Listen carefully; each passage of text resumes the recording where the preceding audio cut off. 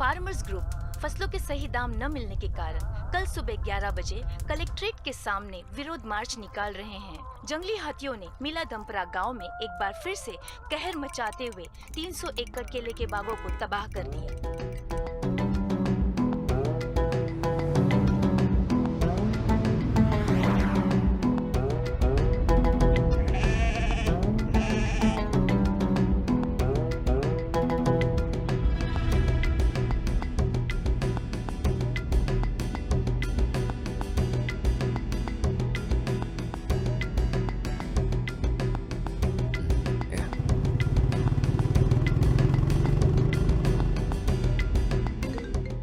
अरे कार्ती, वॉल्यूम कम कर यार, सार्थ का कॉल आ रहा है।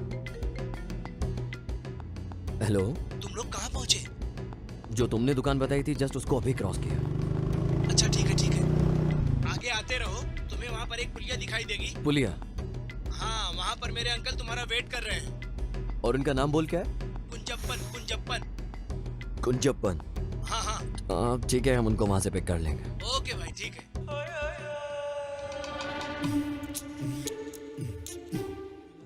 एक कार्ती, वहाँ किसी को मैंने बैठे देखा, वो जरूर उसके अंकल होंगे।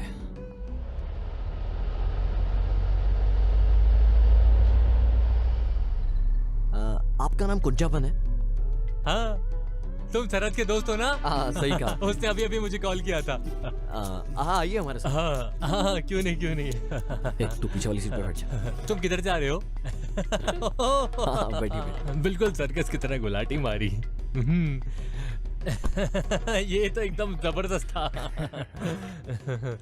एक बार घर पहुंचा फिर एक दूसरे को जान लेंगे। आप लेंगे? वैसे तो मैं कभी नहीं पीता हूँ, पर अगर मैं मना करूंगा तो तुम्हें बुरा लग जाएगा। हाँ, सही बोला। कुंजापन भाई। Yes dear. यहाँ से और कितनी दूर जाना है? बस थोड़ी सी और दूर, फिर हम पहुंच जाएंगे। तब तक इसे कटक लेता हूँ।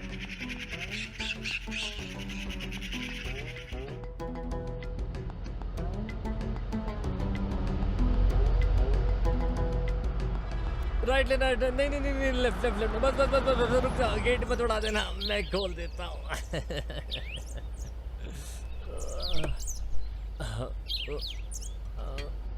अरे खुल जा। क्या ये शरद का घर है? भाई नहीं यार, ये उसके दादा का घर है। आजा आजा आजा। अब यहाँ कोई नहीं रहता है। लाइक बहुत खूबसूरत है ना? आजा आजा आजा आजा। देख, एकदम हवेली लग रहा है यार। नजर रखनी पड़ेगी, आखिर करना क्या चाहते हैं लोग।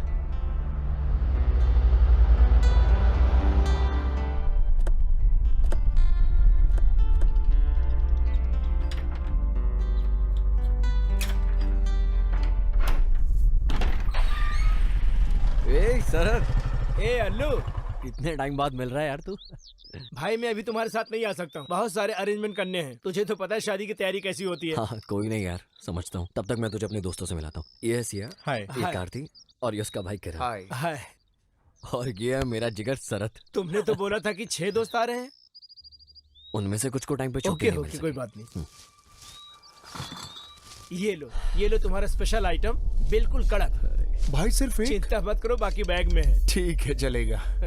अच्छा सुनो, खाना और चखना भी बैग में रखा है। कल 10:30 बजे मंदिर में शादी है, इसलिए मैं रात में आने की कोशिश करूंगा। ओके, मुझे पता है कि तुम बिजी हो। हाँ हाँ, मिलते हैं। Bye bye bye.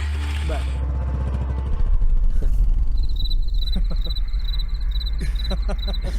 कुंजपन भैया, हाँ, ऑमलेट कहाँ है? बस तैयार हो रहा है। एक मेरे लिए भी।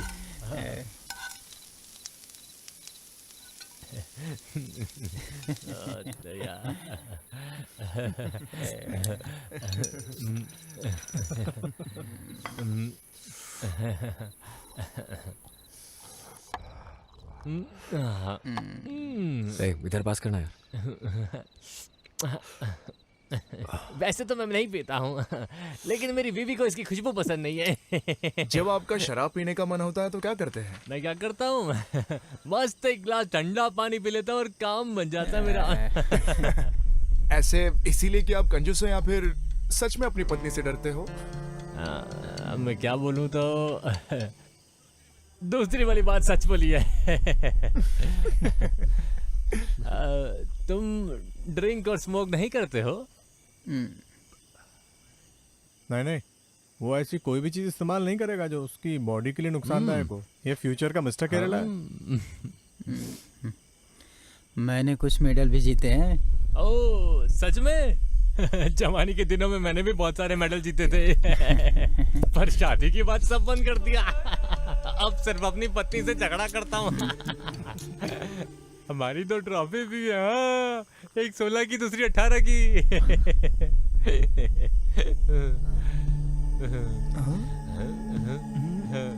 दोनों लड़के हैं।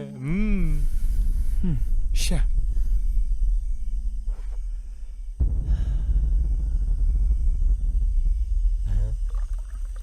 आहिला, ये क्या चीज है? कॉकटेल। ओह, इसको पीने से सर दर्द नहीं होता। तो जो टंगी रहती है दुकान में वो बॉटल है ये? नहीं, वो कोको कोला होती है, ये कॉकटेल है। हाँ, वही तो मैं सोच रहा था। हाँ, सही सोचा तुमने। कुंजबन भाई, यहाँ पे बहुत ठंड है। क्या कंबल मिल सकते हैं ठंड दूर करने के लिए? मैं आपका इशारा समझ गया हूँ। बाहर आसपास में कुछ ब्लैंकेट्स हैं। वो तो ओल्ड हो गई है, कोई फ्रेश मिलेगी क्या? उसका तो कोई चांस नहीं है। तुम इसको नहीं जानते। ऐसा कोई ब्लैंकेट नहीं है जो इसकी पहुंच के बाहर हो।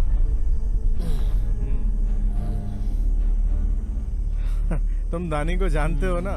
वो अल्लू का जिगरी दोस्त था।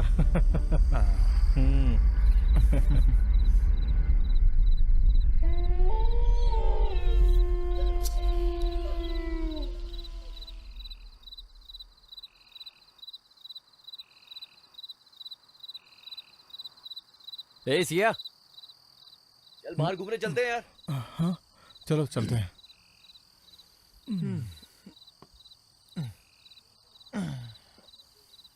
कुंजवन भाई, कुंजवन भाई, कोई नहीं, तुम सोते रहो, हम लोग बाहर से घूम के आते हैं। अरे ज्यादा दूर मत निकल जाना, जंगली जानवर घूमते हैं।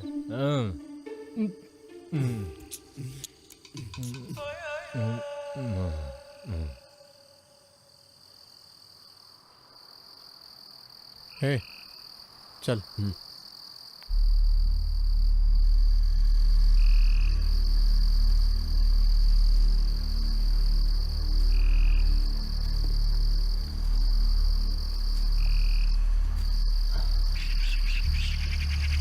समझ गया।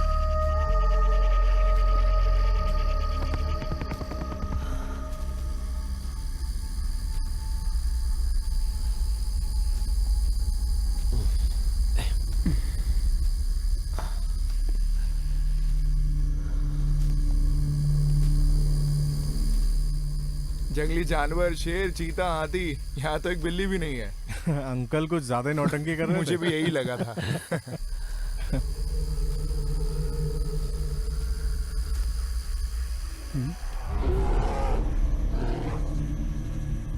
एक कार थी, वो भालू की आवाज थी। तुझे भालू की आवाज कहाँ से आई? अरे सच बोल रहा हूँ, मैं भालू की आवाज तू पहचानता मोगली की हूँ। तरह जंगल में पला बड़ा है इतने ना? घने जंगल के बावजूद भी ऐसा लगता है यहाँ पर कोई रहता है। हाँ यार, सच बोल रहा है। चल देखते हैं। चलते हैं।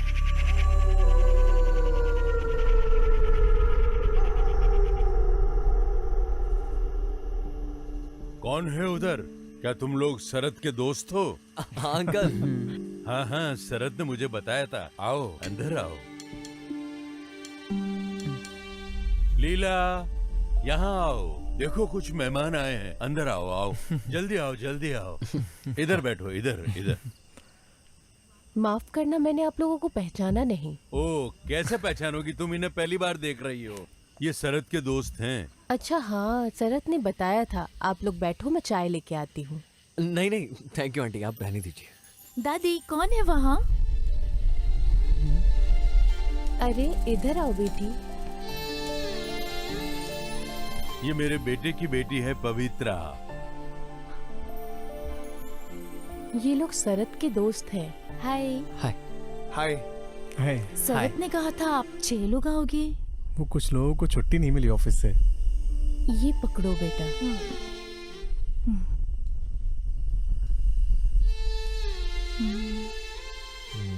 वैसे अंकल आपका नाम क्या है? रघु रमन। मैं तुम्हारे दोस्त शरद का रिश्तेदार हूँ, लेकिन उसके डैड और मेरे बीच में कुछ गलतफहमी हो गई थी। ये कोई बड़ी बात नहीं है। ये लो बेटा, साबूदाना खाओ। हमारे खेत में उगाया हुआ ताजा साबूदाना है। ये मुझे दे दो, तुम जाके नहा लो।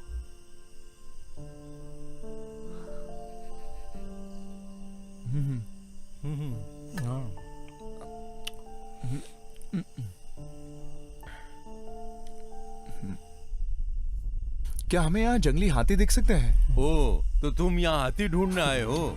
नहीं, वो क्या है ना, वो तो कुंजपन भाई ने कहा था कि यहाँ पे बहुत सारे जंगली हाथी घूमते तो रहते हैं। फिर वो कहाँ हैं? वो तो दारू पी के पड़े हैं। सुनो, अगर तुम लोग यहाँ से 2 किलोमीटर आगे जाओगे, डेंस फॉरेस्ट है, वहाँ हाथी आते हैं। वो इधर तो नहीं आते।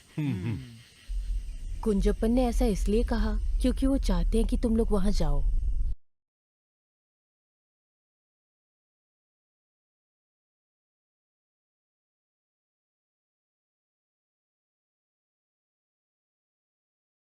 उसकी मंगेतर है ना, इसीलिए इतना शर्मा उसकी रहा है। सगाई हो गई है?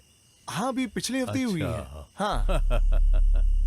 ये जगह बहुत खूबसूरत है। हम लोग अपना हनीमून मनाने भी यहीं आएंगे।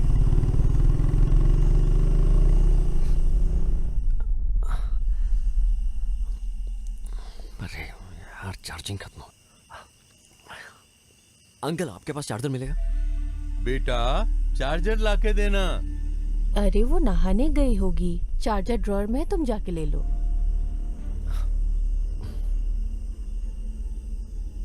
पर अंकल, कुंजपन भाई ने रात में यहाँ बाहर घूमने से क्यों मना किया है?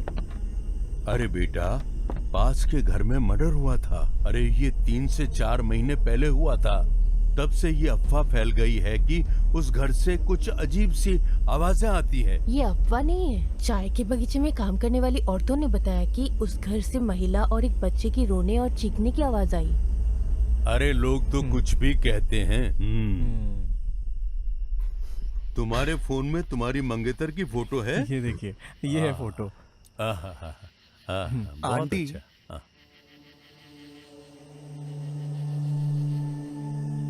क्या हुआ बेटा? उस घर में और कौन कौन मरा था?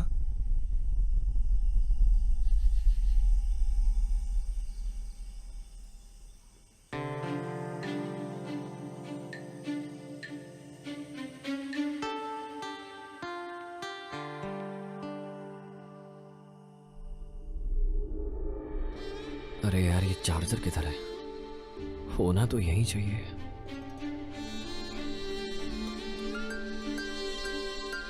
इधर। ओह, ये पड़ती है। यहाँ भी नहीं है।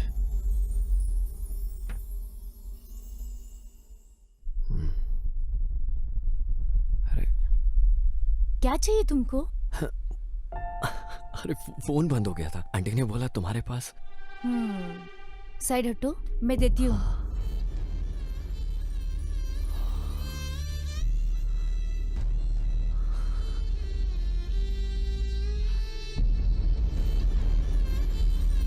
छोटी पिन का है क्या? हेलो, मैंने पूछा छोटी पिन का है क्या? नहीं, बड़ा है। तुम्हारा फेस कहीं तो दिखा दिखा सा लग रहा है। याद नहीं आ रहा है, कहाँ देखा है? कहा जाता है कि एक ही शक्ल के 9 लोग होते हैं, तो उनमें से देखा होगा किसी को। वैसे तुम अभी तक मैरिड नहीं हो ना? हे, अभी मेरी उम्र कहाँ है शादी की? पर तुम्हारी हरकतें तो कुछ और ही कह रही हैं। वैसे अभी तक कोई मिली नहीं है, तलाश जारी है ना? अभी तक नहीं मिली? नहीं, पर ऐसा लग रहा है कि शायद वो मिल गई है मुझे। आलू, हाँ, बहुत टाइम हो गया है, आजा। आ रहा हूँ।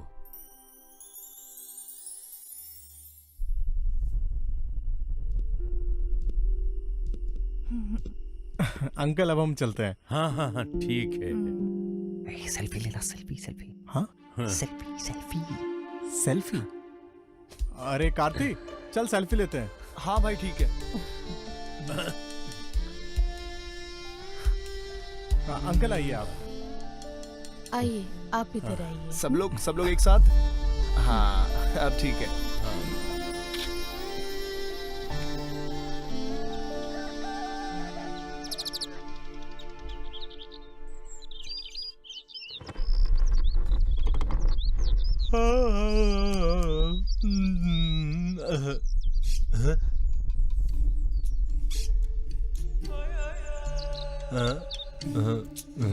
क्या सुबह सुबह।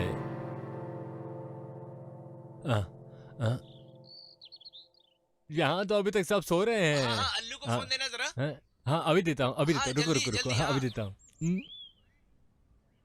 अल्लू, ए अल्लू उठ, शरद का कॉल आया है, ले बात कर। शरद का कॉल। शरद। हाँ Sharad, good morning. Good morning, good morning. अच्छे से सोया ना रात को? हाँ भाई बोल यार। हमें 9:30 बजे तक यहाँ पर पहुँचना है। तुम लोग भी जल्दी से तैयार हो जाओ, ब्रेकफास्ट यहाँ पर रेडी है, समझे? अयो अयो। Good morning.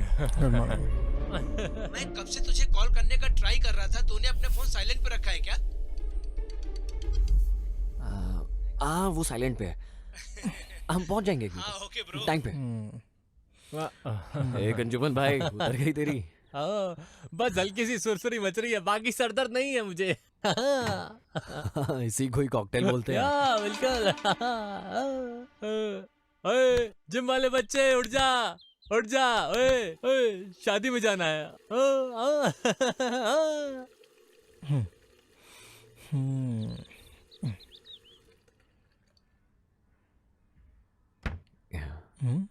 अब तू किधर जा रहा है? यार वो कल रात फोन उनके घर भूल गया था मैं अपना। अच्छा, अकेले अकेले उससे मिलने जा रहा है? जा जा, भगवान ही बचाए तुझे उससे। ए तुम लोग तैयार हो जाना, मैं जल्दी आता हूँ।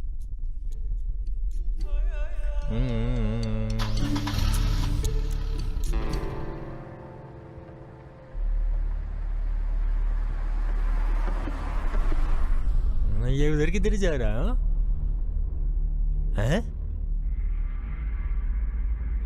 निपटो।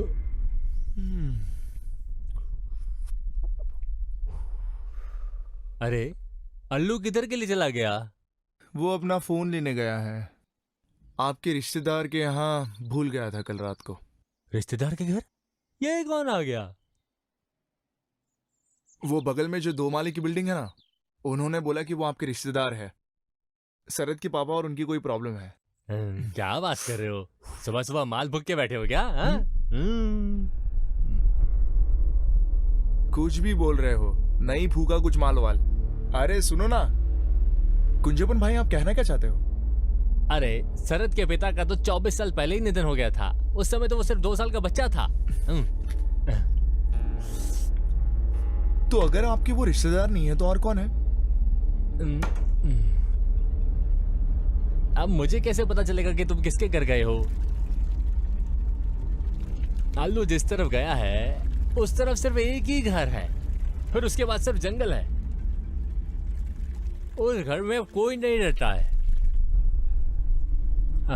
करीब 4 महीने पहले उस घर में एक आदमी पागल हो गया और उसने अपनी पत्नी और पोती को कुल्हाड़ी से मारकर खुद को फांसी लगा ली थी। उसके पति का नाम क्या था? क्या? उसके आदमी का नाम क्या था? रघुरमन।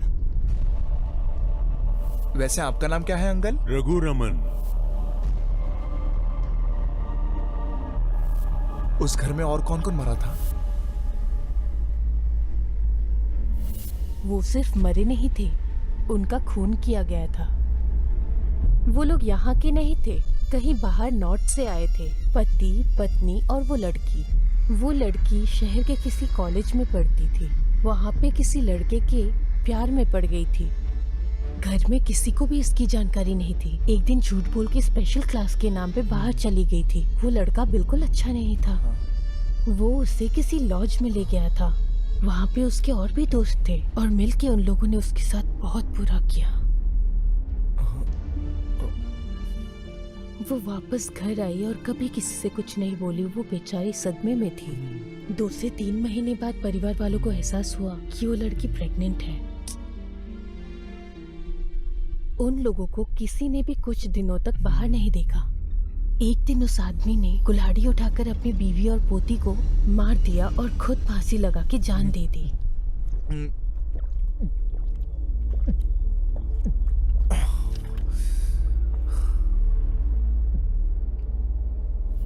अरे तुझे वो दानी याद है ना?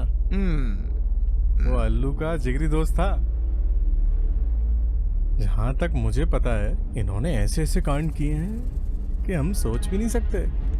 अगर दानी को कोई पसंद आ जाए तो वो उसे अपने प्यार में फंसा लेता है। और वो उस काम में बड़ा एक्सपर्ट था और वो काफी हैंडसम भी था। अल्लू के साथ लड़की शेयर भी करता था। अरे वो अब कहाँ है?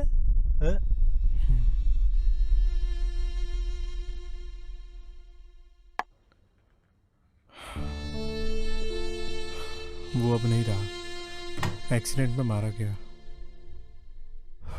3 महीने पहले।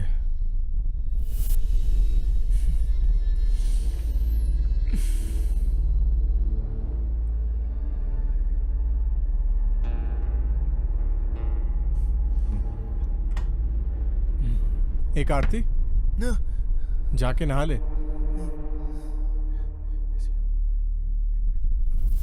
एक आरती चल सेल्फी लेना।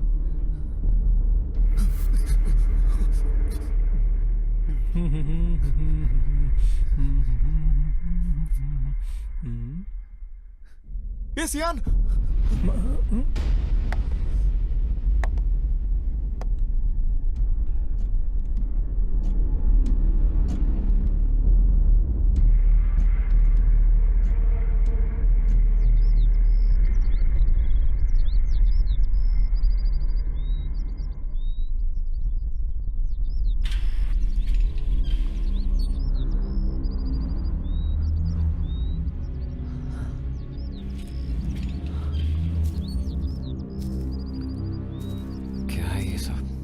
के जाले।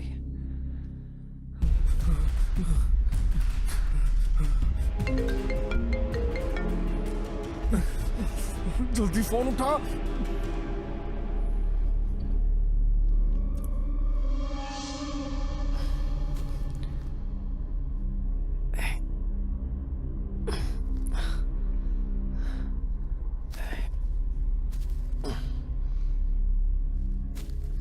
अंकल क्या है यार ये सब?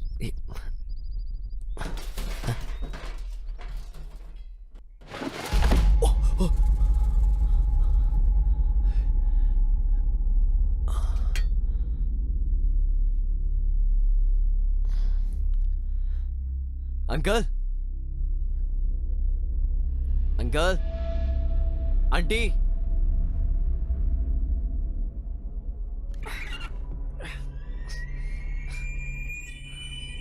अंकल,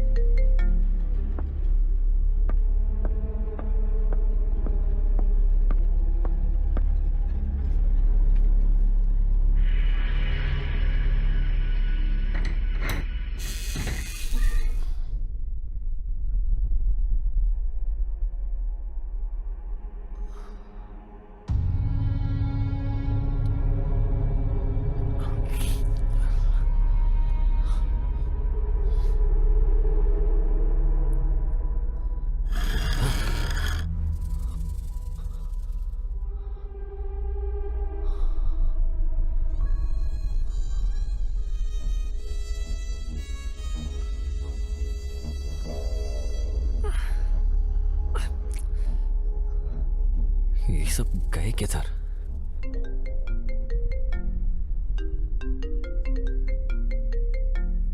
ओह शिट, चार्जर किधर गया?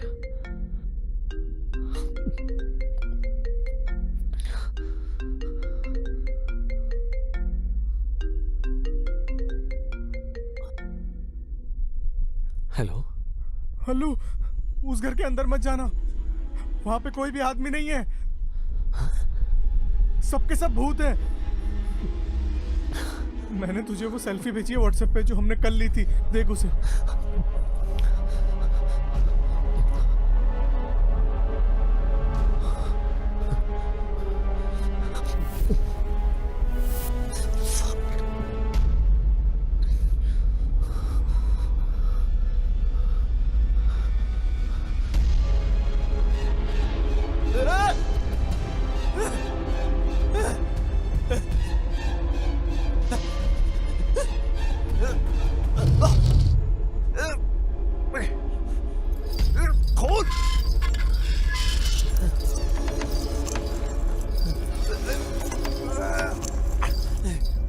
खोलो।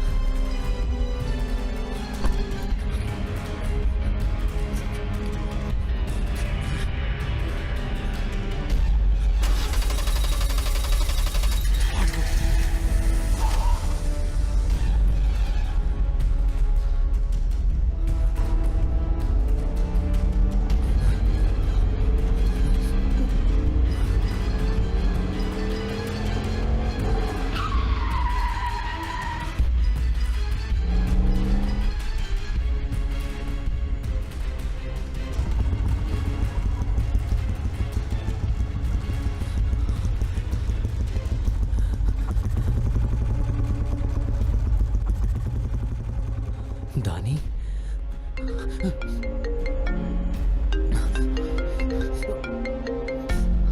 हेलो,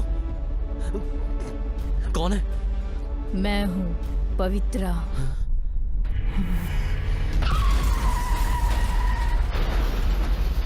अपने दोस्त की शादी में जा रहे नौजवान की खाई में गिरने से हुई मौत। हादसे के शिकार हुए शख्स 26 वर्षीय एलन जोसेफ थे। सूत्रों के हवाले से मिले जानकारी के अनुसार मृतक गाड़ी चलाते समय फोन का उपयोग कर रहे थे और घना कोहरा होने के कारण ये हादसा हो गया।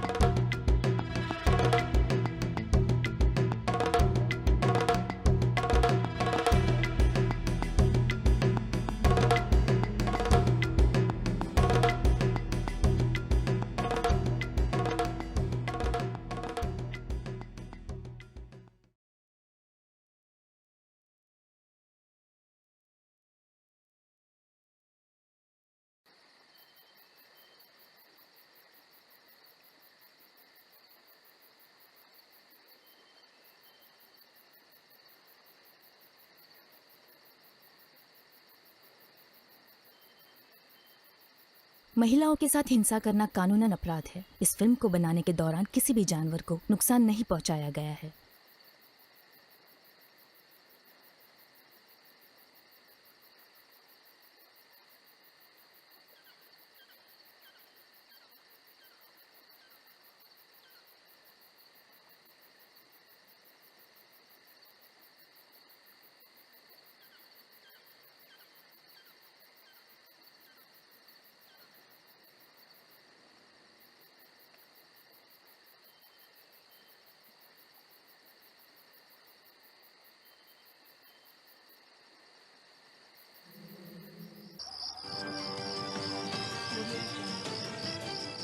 नमस्ते। आज सभी देखने वाले दर्शकों का हमारे शो सच या छलावे में स्वागत है। उड़ियन और उड़ी विद्या। आज हम इस विषय पर बात करेंगे कि उड़ी विद्या क्या है। भेष बदलकर अपने दुश्मनों को मारना। अरे नहीं दादी माँ, क्या आप ओडियन के बारे में जानती हो?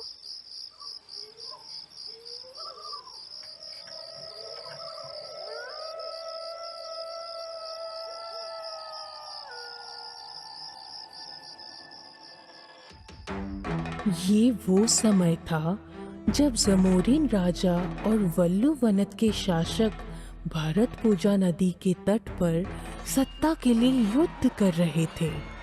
युद्ध जीतने के बाद जमोरिन राजा ने वल्लु वनत के शासकों के सारी जमीन पर कब्जा कर लिया। उसने इन जमीनों को अपने करीबी साथियों में बांट दिया और उनको वहां का पूरा अधिकार दे दिया। वरमंगलम के मधुसूदन नायर को नेत्रीमंगलम का राजा घोषित किया गया था। वो नेत्रीमंगलम प्रांत से संबंधित वल्लु वनत शासकों के प्रति सहानुभूति रखने वालों से सख्त नफरत करता था। उसने उनके करों को दुगना कर दिया, उनकी औरतों पे बहुत अत्याचार किया और उनके साथ दुर्व्यवहार किया। उस समय के दौरान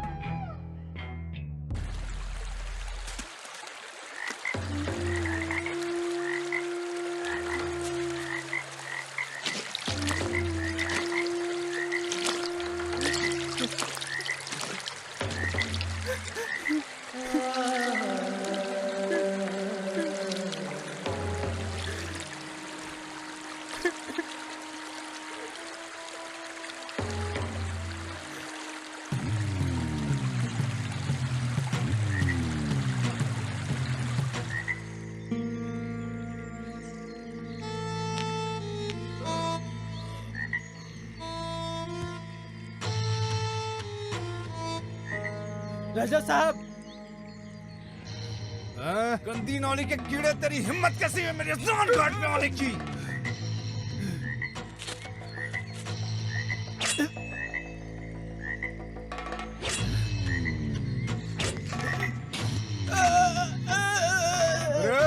वासु, रामा, जल्दी आओ यहाँ। जाने दो मुझे। उठा के फेंक दो इसे।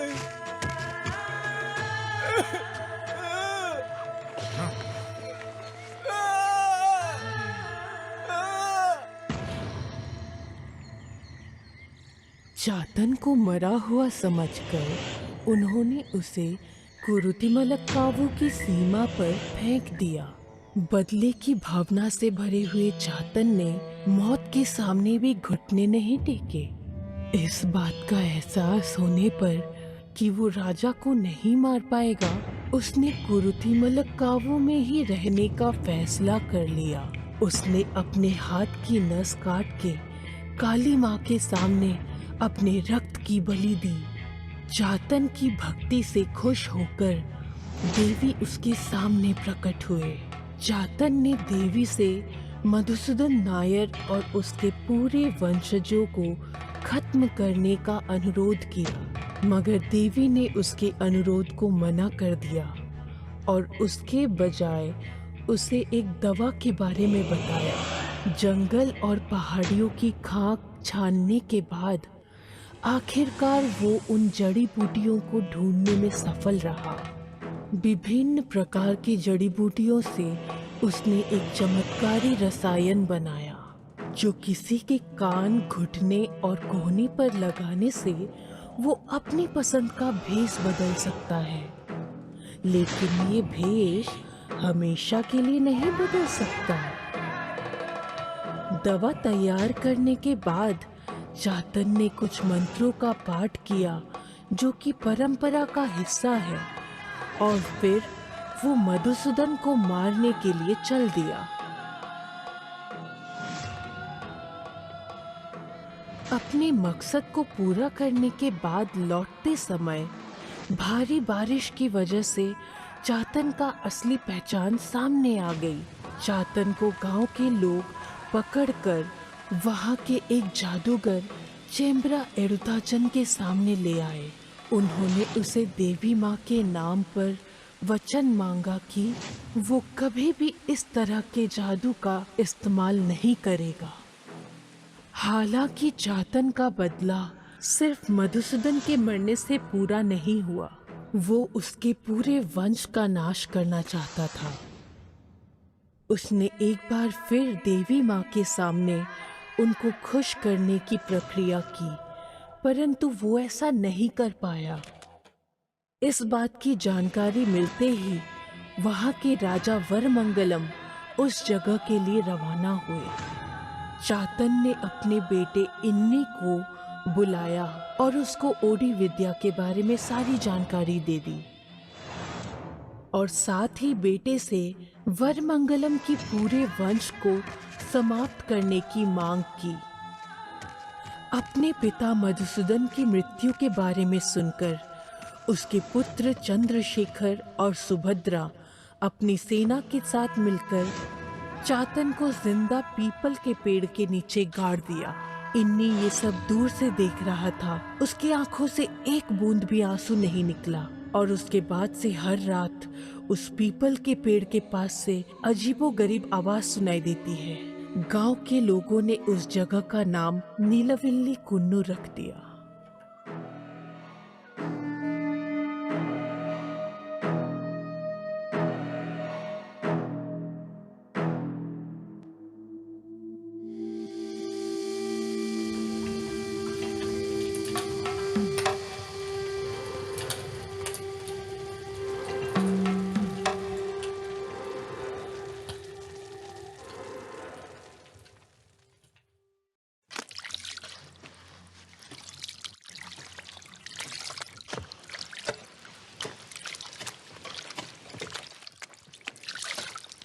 अरे सब लोग भाग क्यों रहे हैं? तुझे कुछ पता नहीं है क्या? केलाल दसन की बेटी की लाश पानी में बह रही है। हमारे दसन की बेटी? हाँ। अरे देवा, ये क्या हो गया?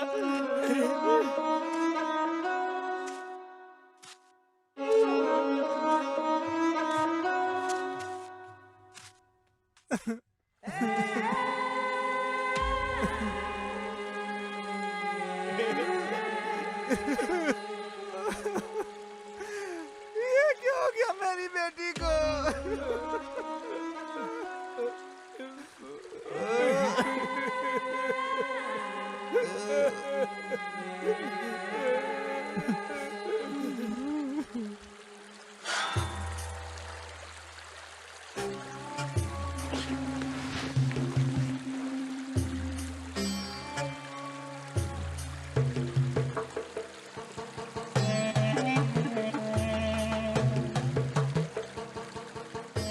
राजा साहब आ रहे हैं, चलो साइड हट राजा जाओ। साहब देखो ना क्या हो गया मेरी बेटी को, ये कैसे पड़ी हुई है। दास दुखी मत हो, सब किस्मत का खेल है।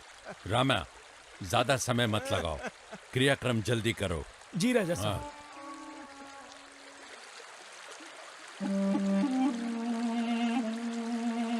उठ जा मेरी बच्ची, उठ जा।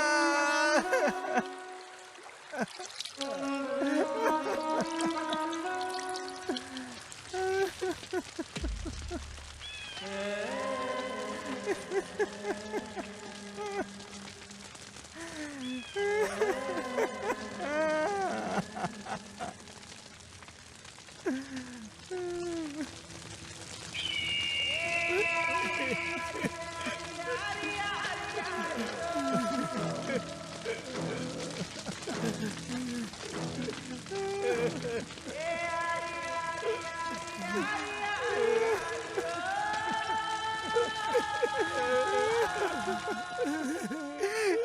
देख मेरी बच्ची को क्या हो गया है, कैसी पड़ी है मेरी बच्ची, देख मेरी बच्ची को इन्नी।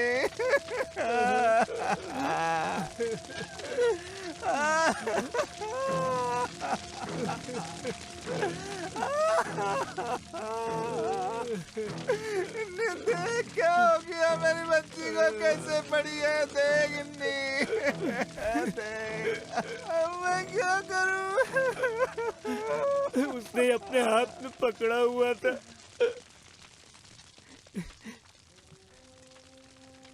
ये हमारा मंगलम वंश की मोहर है। जो भी इसकी हालत का जिम्मेदार है, चाहे वो कोई राजा महाराजा क्यों ना हो, उसे भी ऐसे जला देना चाहिए। ये सिर्फ तुम कर सकते हैं। किसने किया है ये?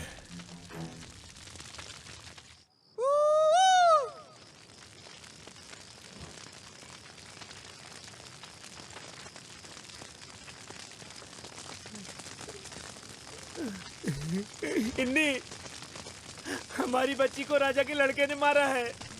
पार्थन? ये सब मुझे महारानी के नौकर चीरू ने बताया। जानते हो तुम, राजा उससे जल्द मद्रास भेजने की कोशिश कर रहा वो कल सुबह सुबह निकल जाएगा, तो फिर आज रात को ही। नीलावली कुल्लू में मैंने वो जगह पे मशाल जला के रखा है जिधर तुम्हारे पिताजी को दफनाया गया था। भूलना मत वारामंगलम के राजा ने तुम्हारे पिताजी के साथ क्या किया था। उस मंजर को कैसे भूल सकता हूं मैं? जिंदा दफन होते हुए मेरे पिता की तकलीफ का मंजर आज भी मेरे दिल में है, और ये मेरे अंदर की आग को जला कर रखता है। मद्रास जाने से पहले राजा का बेटा इलिक्कल रमानी के घर सोने के लिए जाएगा। तुझे पिता का वचन पूरा करना ही नहीं। अनाज के ढेर और लड़कियों का जश्न इन राजाओं के बच्चों के लिए नहीं होते। अब तुम लोग जा सकते हो। कल ले तेरी मंगलम में उनके बेजान शरीर का अंतिम संस्कार करने जरूर आना। जाओ।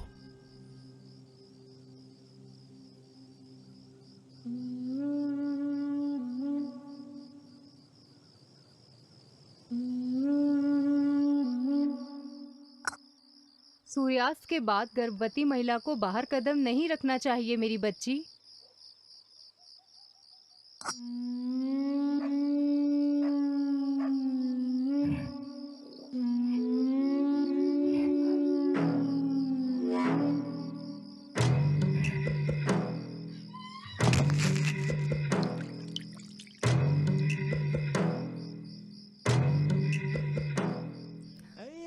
हे भगवान,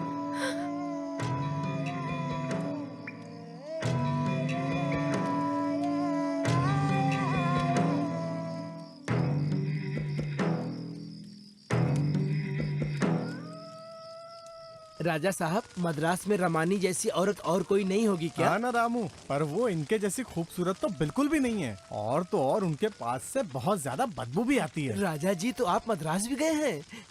आपको कल सुबह जल्दी नहीं जाना है क्या? आज रात को क्या ये जरूरी था? रामू, ये मेरी इच्छा है, और अपनी इच्छा पूरी किए बिना मैं मद्रास चला जाऊं, ये तो सही नहीं है ना। हाँ? रामू,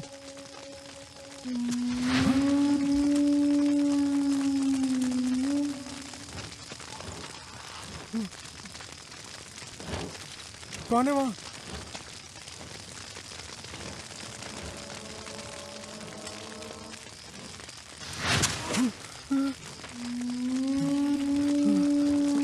कौन है वहाँ?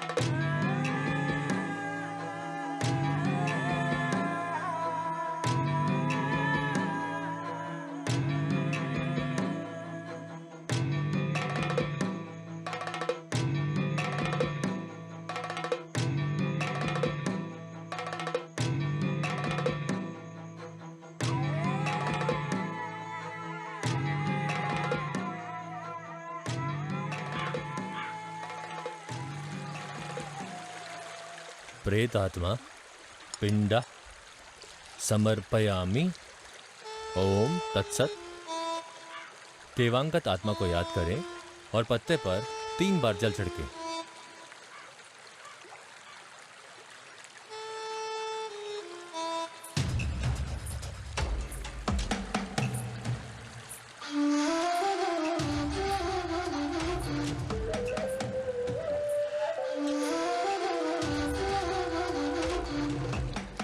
बारामंगलम के राजकुमार की कुर्बानी देने के बाद भी आप संतुष्ट नहीं हुए बड़े भैया? मुझे बहुत अच्छे से पता है कि ये किसने किया है और ये भी पता है कि ये क्यों किया गया है। वो चाथन का लड़का इन्नी है, अपने पार्थन के। आप बस हमें एक बार हुक्म दीजिए।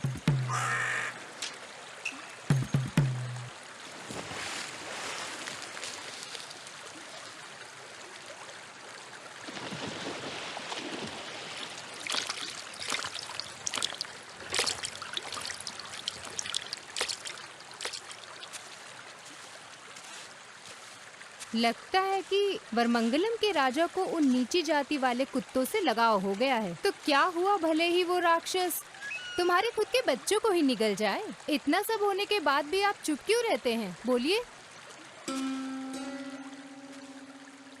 भद्रा, तुम्हारा किसी के प्रति जलना कोई नई बात नहीं है। जब से मैं मुखिया बना हूँ तुम तो चुड़ैल की तरह मेरे पीछे पड़ी हो, परेशान कर रखा है। मैं नेत्रीमंगलम राज्य का राजा हूँ, मैंने उन्हें कोई नुकसान नहीं पहुँचाया है, उन्होंने भी नहीं। इस पूरे राज्य को अपने कदमों में लेने का तुम्हारा घमंड मेरे जीते जी कभी पूरा नहीं होगा। सुन लो तुम, अगर तुम या तुम्हारा कोई भी आदमी मेरे सामने आया तो मैं दिखाऊंगा कि मैं कौन हूँ।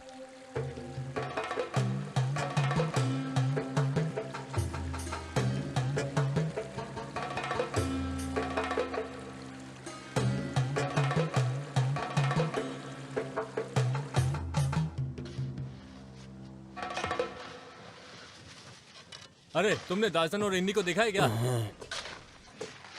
इन्नी, महारानी तुमसे मिलना चाहती है, तुमको तुरंत उनके पास जाना चाहिए। महारानी सुभद्रा,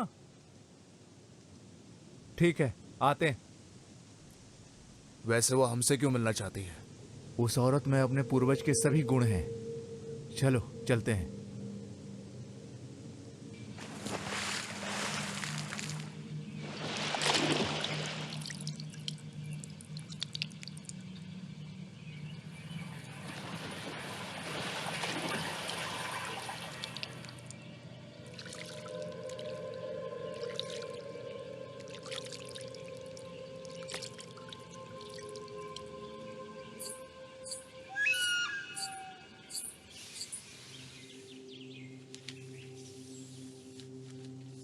राजा जी,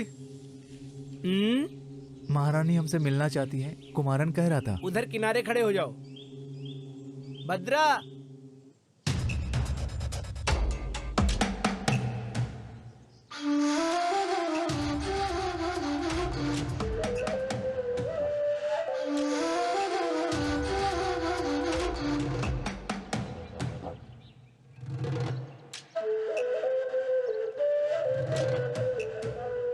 हाँ अब बस करो, खाना खा के काम करना।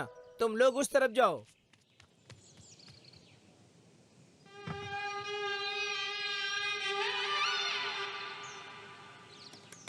महारानी जी, हमें क्यों याद किया आपने? आज सुबह 2 लोग खाकी वर्दी में यहाँ पर आए थे। उन्होंने बताया कि पार्थन को जानबूझकर मारा गया है। क्या तुम जानते हो इस बारे में? अगर तुम में से कोई जानता है तो बता दो मुझे। हमें इसके बारे में कुछ भी नहीं पता। क्या तुमको पता है इन्नी? अभी भी तुम्हारे परिवार में वो देवी माँ को खुश करने वाली पूजा होती है? जी महारानी साहबा। फिर तुम उल्लू क्यों बना रहे हो दासा, जैसे कि हमें पता ही नहीं? इन्नी के द्वारा खूनी पार्थन की पिटाई करते हुए अपनी आंखों से ये सब कुछ मेरे पति नारायण ने देखा है।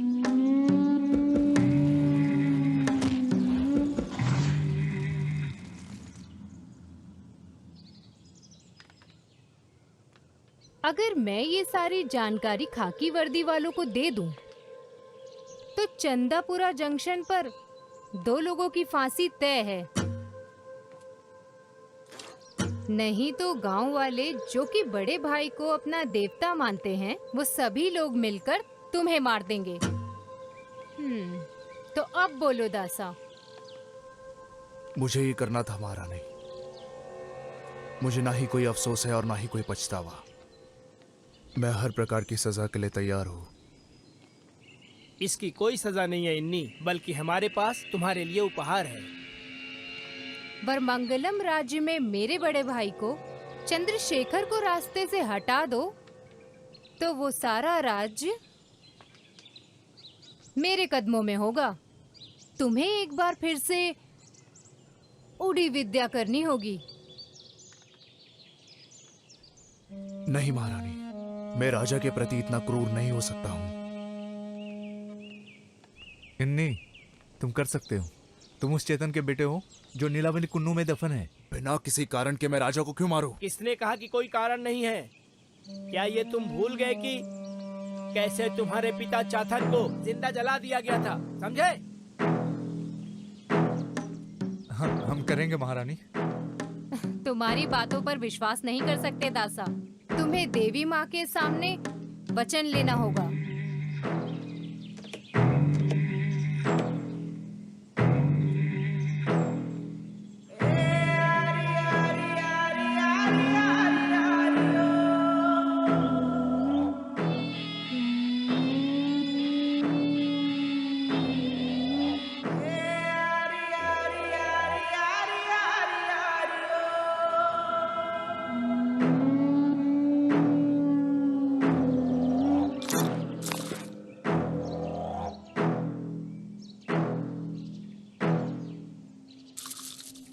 इन्नी, चंद्रशेखर पार्थन की तरह कोई साधारण आदमी नहीं है। वो कालेरी पैट्टू में निपुण है और देवी माँ का उस पर आशीर्वाद है।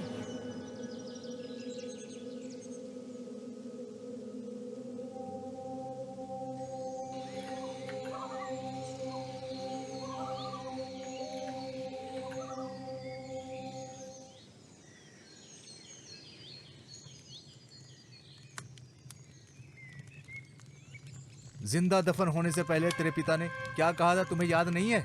उसे मरना होगा, उसके पूरे वंश को खत्म करना होगा।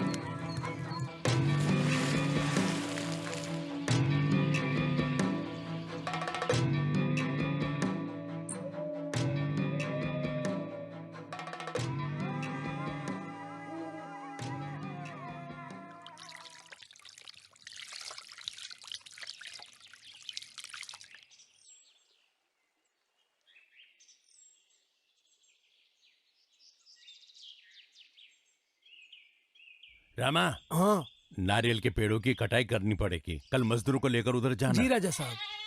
अरे रामा, उधर बकरा घुस गया है। नहीं, वहाँ तो कुछ भी नहीं है। तुझे दिख नहीं रहा है क्या? नहीं राजा साहब, सिर्फ आंखों का छलावा है। मेरी आंखें तुझसे ज्यादा तेज है, समझा? तू जा, मैं संभाल लूंगा। जी राजा जा। साहब।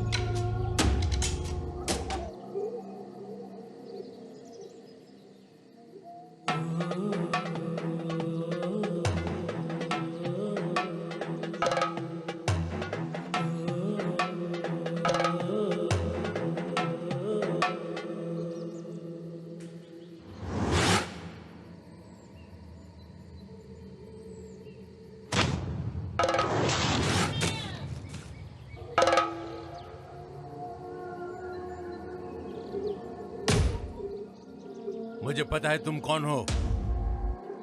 तुम भेष बदलकर मुझे डरा नहीं सकते।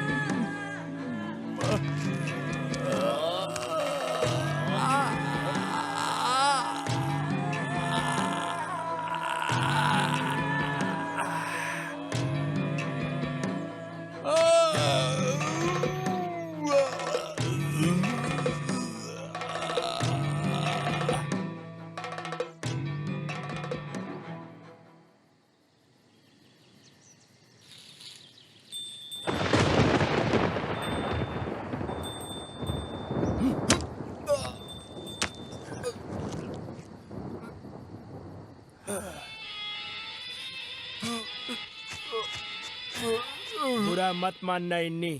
जब हम अपने सभी दुश्मनों को मार देंगे तभी हम और भद्रा यहाँ पर राज कर पाएंगे।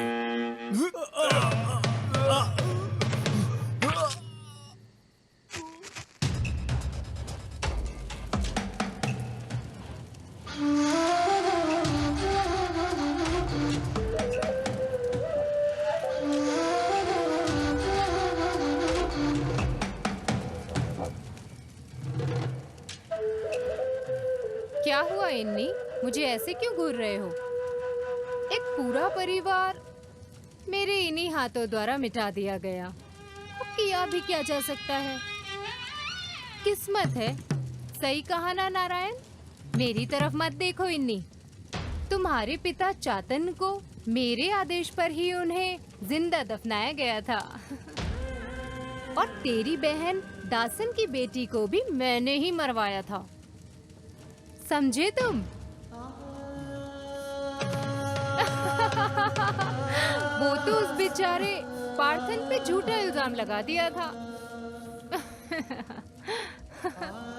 और पार्थन को मारने के लिए तुम्हें मैंने ही तो उकसाया था इन्हीं।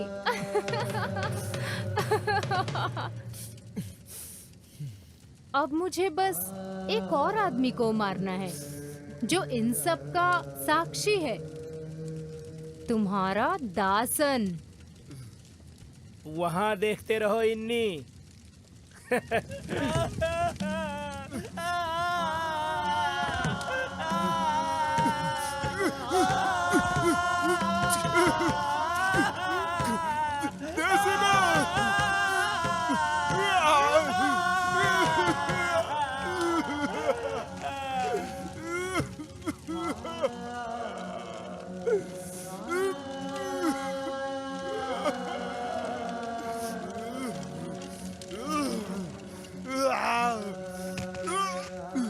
इस सच को यहाँ दफनाने के लिए हमें इसे मारना होगा। चलो मार डालते हैं इसे। अब यहाँ मेरा राज चलेगा।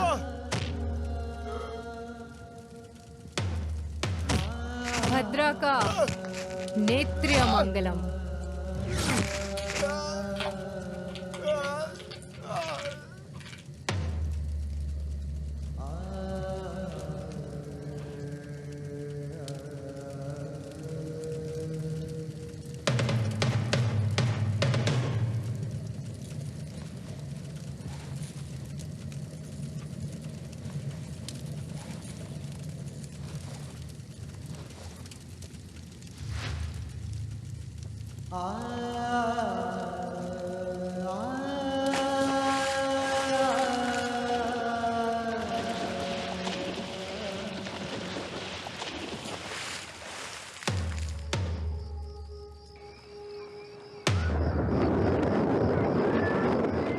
कोई बदलाव नहीं होना चाहिए। सब कुछ योजना से होगा।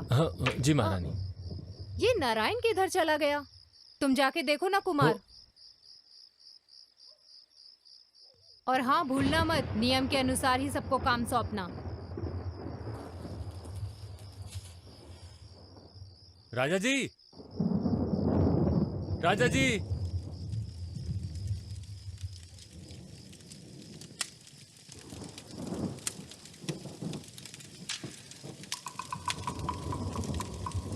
महारानी जी, खून।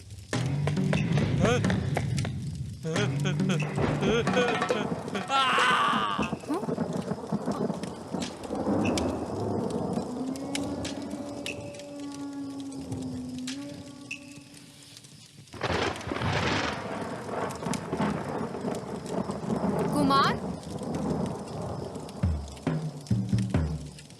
नारायण, नारायण।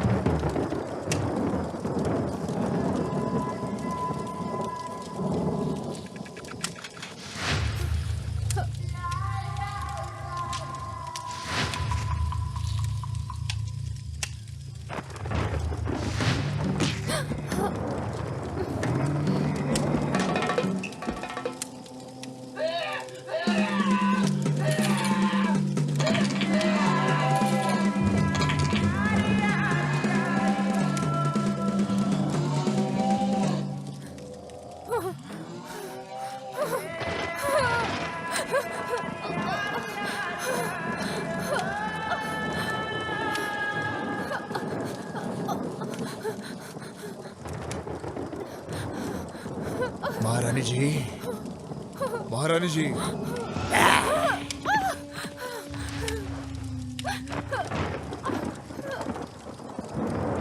महारानी जी।